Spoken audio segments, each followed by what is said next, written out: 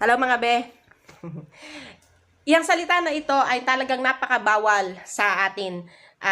Hindi yan pinahihintulot ni Meta, nagagamit tayo ng salitang yan. Yan, nakikita natin yan. Pagkain yan, rice cake ang tawag dyan, pag English. So sa atin ng mga Pilipino, alam nyo kung anong tawag dyan, di ba?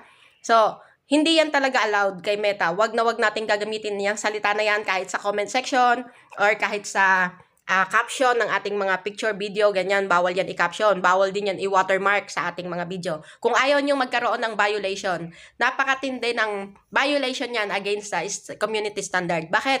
Kasi sa atin, pagkain ang kahulugan ng ganyang salita. Pero sa Spanish pala, ang ibig sabihin pala ng salita na yan ay, alam nyo yon yung bayaran na lalaki or babae. Yung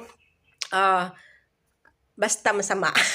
Basta ganon, mababang lipad, bayaran, mga ganon, ang kahulugan ng salita na yan para sa kanila.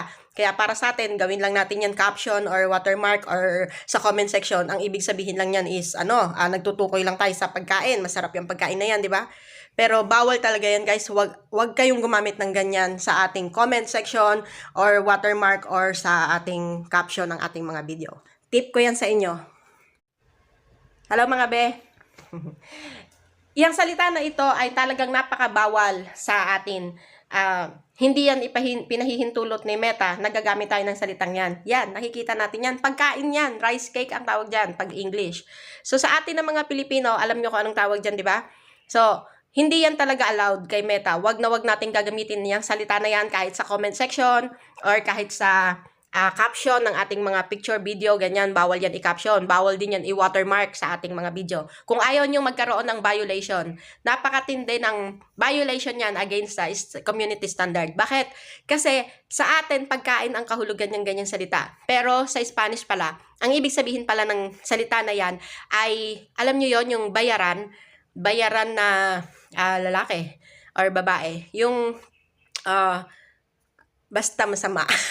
Basta ganon, mababang lipad, bayaran, mga ganon, ang kahulugan ng salita na yan para sa kanila. Kaya para sa atin, gawin lang natin yan caption or watermark or sa comment section. Ang ibig sabihin lang yan is, nagtutukoy lang tayo sa pagkain. Masarap yung pagkain na yan, di ba? Pero bawal talaga yan guys, wag kayong gumamit ng ganyan sa ating comment section or watermark or sa ating caption ng ating mga video. Tip ko yan sa inyo.